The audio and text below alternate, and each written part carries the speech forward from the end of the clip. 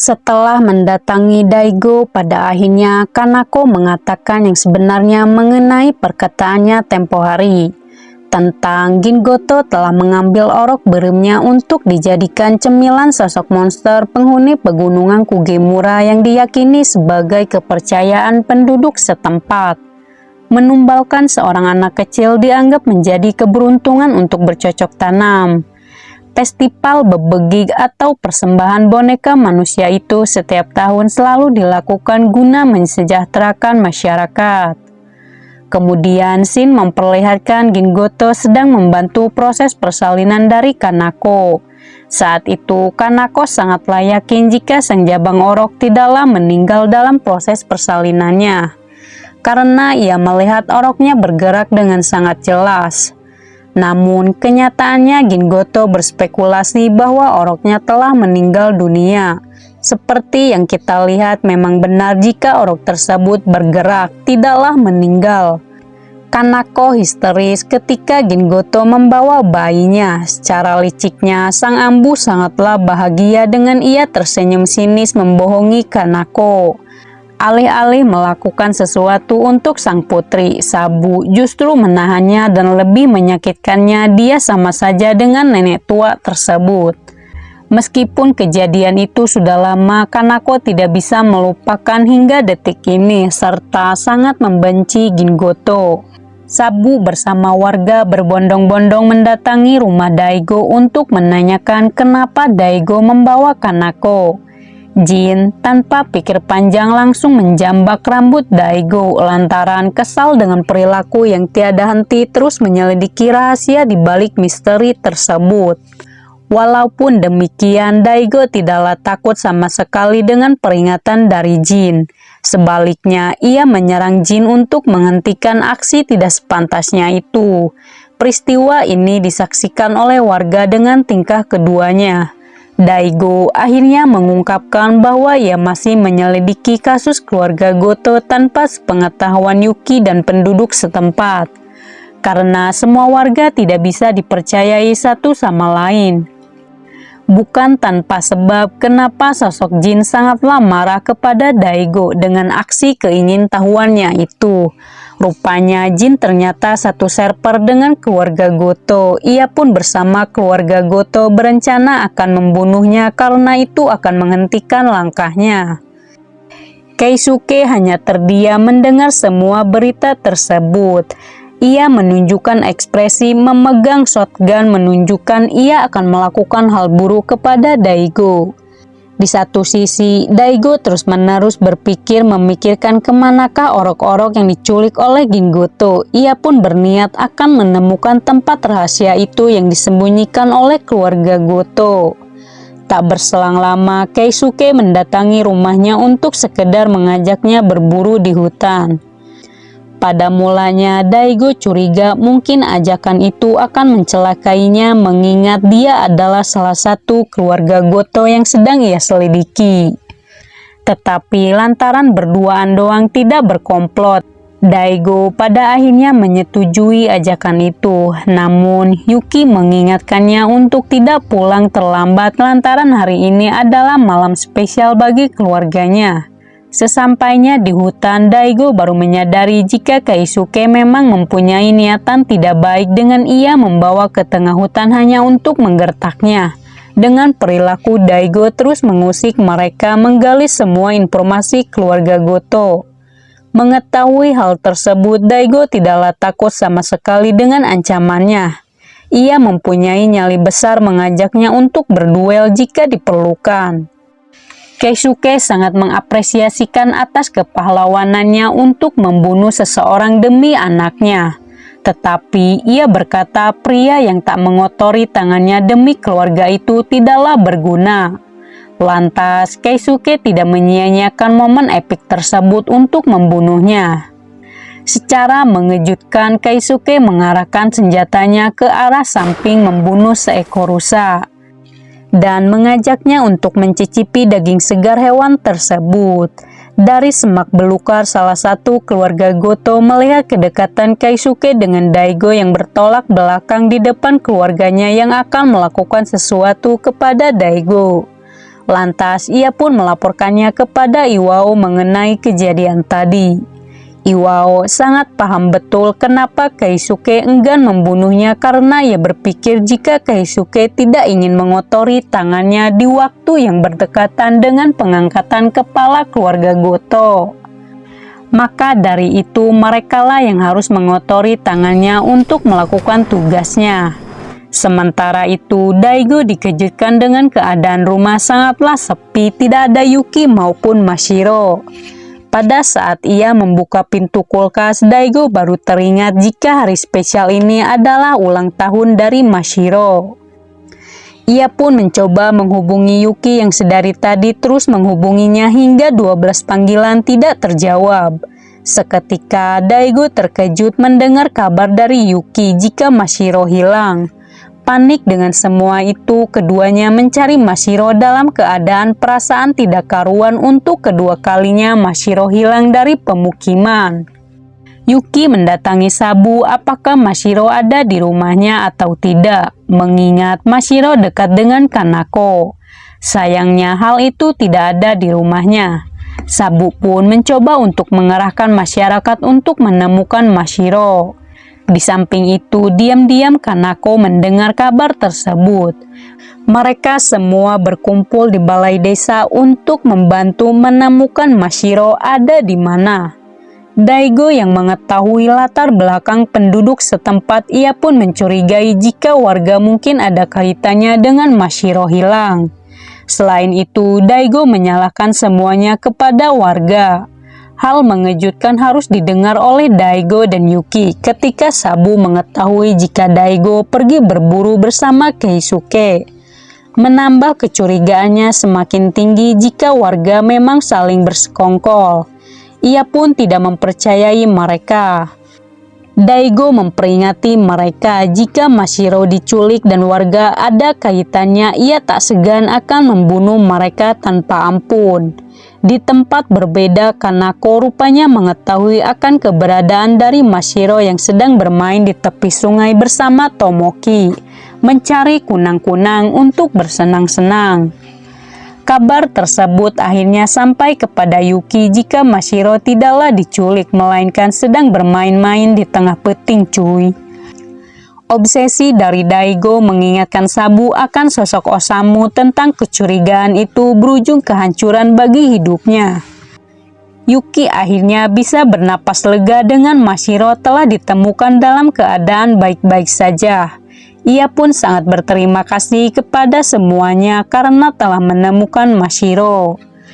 Hal itu membuat ibu Tomoki merasa bersalah atas sikap putranya mengajak Mashiro bermain di jam yang tidak masuk akal. Meskipun seperti itu, Yuki tidaklah menyalahkan siapapun, ia tidak perlu mengkhawatirkan semua ini. Singkatnya, Daigo pun mengatakan kepada Yuki jika penduduk setempat adalah kanibal. Ia pun beranggapan jika masyarakat mungkin berniat akan menumbalkan Mashiro di persembahan itu. Dengan festival itu mempersembahkan anak-anak untuk jadi santapan lezat sosok monster yang diyakini sebagai bentuk keberuntungan bagi desa Kugimura. Yuki tak habis pikir dengan tingkahnya, semakin terobsesi akan permasalahan serangkaian kejadian-kejadian janggal di kampung ini. Jika memang Daigo melakukan ini semua demi keluarganya, seharusnya mereka semua sudah sejak lama meninggalkan desa tersebut. Kalau memang Daigo peduli kepada keluarganya, bukan kembali lagi dan lagi. Yuki memintanya untuk berhenti berkata melakukan demi keluarganya, melainkan dia hanyalah memikirkan dirinya sendiri terhadap penyelidikan. Tanpa disadari oleh Daigo, di balik semua itu momok mengerikan sudah menunggunya jika ia salah melangkah. Kemudian Daigo bertemu dengan Dr. Nakamura, yang ternyata rupanya masih hidup setelah ia diculik dan dianiaya oleh Mutsuo. Pertemuan itu membicarakan tentang Nakamura bersama Osamu telah lama menyelidiki kasus tersebut, di mana keduanya telah menyelidiki suatu penyakit yang diderita oleh Gingoto sejak lama. Saat itu Osamu secara paksa membawa Gingoto untuk memeriksakan diri ke puskesmas. Namun, ia mendapati perilaku aneh yang ditunjukkan oleh Gingoto menunjukkan gejala tangan dan kakinya gemetar, tidak mampu untuk berjalan. Mengerikannya lagi, ia tertawa dengan ekspresi menyeramkan seperti seorang psikopat. Nakamura menyebutnya dengan penyakit kuru di Papua Nugini, sebuah penyakit endemis di antara suku Pore dengan kebudayaan yang tidak lazim memakan mayat sebagai bagian dari upacara pemakaman, atau dikenal dengan penyakit tertawa. Atas peristiwa ini terjadilah pertikaian antara Osamu dan penduduk setempat lantaran Osamu berniat akan mengungkap penyakit tersebut. Setelah diselidiki, gejala serupa juga telah dialami oleh seorang anak kecil berusia 6 tahun. Tidak diketahui identitasnya sekarang karena tidak mempunyai akte kelahiran. Melihat rekam medisnya pada tahun 1951, tepat setelah perang, kemungkinan ia berusia 75 tahun, jika kemungkinan masih hidup. Daigo sangatlah yakin bahwa orang ini adalah seseorang yang sama atas penyerangannya tempo lalu, dengan sebutan istilah pria itu oleh keluarga Goto. Nakamura mengatakan jika penyakit itu mungkin sudah berada di fase varian baru yang levelnya lebih tinggi daripada Gingoto.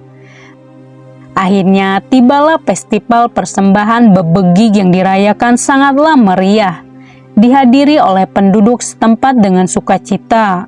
Tidak ada yang aneh dengan ritual tersebut. Di samping itu, Biksu Mune mengungkap jika ada 7 bebegik atau orang-orangan sawah yang terbuat dari jerami padi bentuk ritual suci. Tradisi yang diwariskan oleh nenek moyang mereka rupanya berdampak positif bagi mereka. Tetapi bagi orang yang awam seperti Daigo itu sangatlah mengerikan dengan menumbalkan seorang anak yang tidak berdosa harus menjadi korbannya. Terkadang Biksu Mune berpikir jika ini semua hanyalah bagian kutukan. Membuat Daigo traveling kemana-mana dengan fakta-fakta kebenaran mulai terungkap. Di tempat yang berbeda, Keisuke membawa Yosuke ke sebuah tempat tersembunyi dan terlarang, bagi sebagian orang pengecualian bagi keluarganya. Seperti yang kita ketahui yang di awal scene pernah didatangi oleh Osamu, yang menjadi akhir hidupnya. Dan ternyata tempat terlarang yang berada di bawah tanah ini adalah tempat penampungan bagi orok-orok berem yang dinyatakan mati oleh Gingoto. Sejak lama keluarga itu telah mengurung bocil untuk dijadikan tumbal sosok monster kanibal. Alih-alih membesarkannya seperti manusia, mereka justru merawatnya selayaknya binatang dengan perilaku mereka mirip seperti hewan. Keisuke memberikan tugasnya kepada Yosuke untuk merawat mereka dengan baik, sama halnya dengan Keisuke di masa lalu, yang selalu merawat mereka untuk dijadikan persembahan festival maut. Singkat cerita, Daigo bersama Yuki memutuskan untuk meninggalkan tempat itu demi kebaikan bersama, sekaligus membuat tindakan yang benar bagi keluarganya.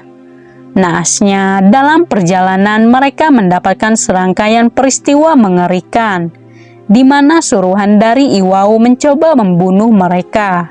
Daigo bersama keluarganya harus berjuang keras untuk bisa lolos dari kejaran tersebut. Beruntung, Daigo berhasil lolos berkat bantuan rekan polisinya datang untuk membantunya.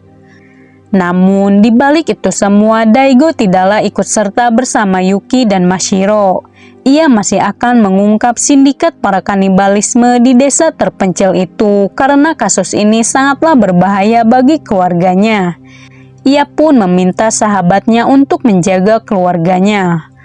Hal ini ia lakukan demi kebaikan semua orang agar anak yang tidak berdosa mendapatkan kesempatan kasih sayang dari sang ibu.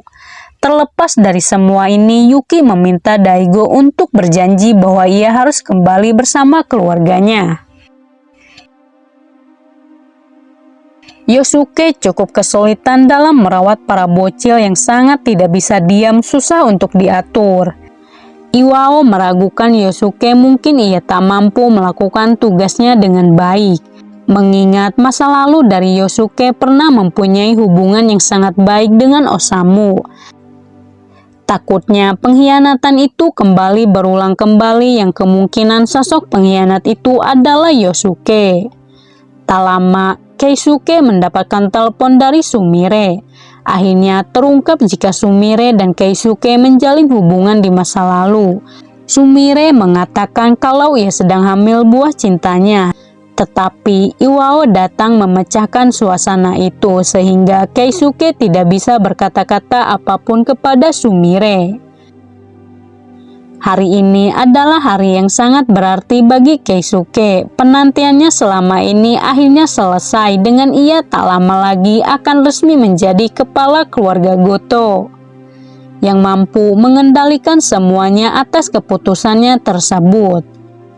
Shin kembali ke masa lalu di mana Goto mempunyai tanggapan berbeda tentang sosok manusia di matanya hanyalah keluarganya sendiri. Namun, ada anggota salah satu keluarga Goto yang lebih rendah daripada hewan ternak. Ia berkata jika keluarganya bukanlah seorang individualis, karena seorang individualis selalu membahayakan keluarganya. Kalau tidak, pilihannya hanyalah satu, yaitu mati. Keisuke akhirnya resmi menjadi kepala keluarga Goto dengan penobatannya disetujui oleh keluarga mereka. Seusai pengangkatan jabatan, Yosuke kembali ke ruang bawah tanah. Kali ini ia mempunyai hati nurani sebagai seorang manusia, tidak sependapat dengan para saudaranya jika mereka bukanlah manusia, lantaran bersikap selayaknya hewan. Yosuke membuka penutup kepala menunjukkan wajah aslinya kepada si bocil. Seperti yang kita lihat jika mereka diharuskan memakai topeng agar wajahnya tidak dikenali demi menjaga rahasianya. Satu hal yang pasti, Yosuke tetap menganggapnya sebagai manusia yang tidak berdosa. Nasib buruk menimpa Daigo dengan ia tertangkap basah atas aksinya, memata-matai kediaman dari keluarga Goto demi mengungkap rahasianya. Sayangnya, Daigo kalah kekar dari Iwao. Dengan tubuh lemahnya tak mampu menjatuhkan Iwao. Seberapapun tekadnya, ia malah menjadi sasaran empuk bagi Iwao. Daigo mencoba mengadu domba Iwao bahwa salah satu anggota keluarga Goto ada yang berkhianat, mengatakan rahasia yang selama ini ditutupi mulai terkuak. Seseorang itu sangatlah dekat dengannya. Hal itu menjadi bumerang bagi Daigo atas aksinya memantik kemarahan dari Iwao. Pada akhirnya, Daigo berakhir babak belur, tidak diketahui kondisinya sekarang. Terima kasih buat kalian yang sudah menontonnya sampai habis. Sampai jumpa di video selanjutnya.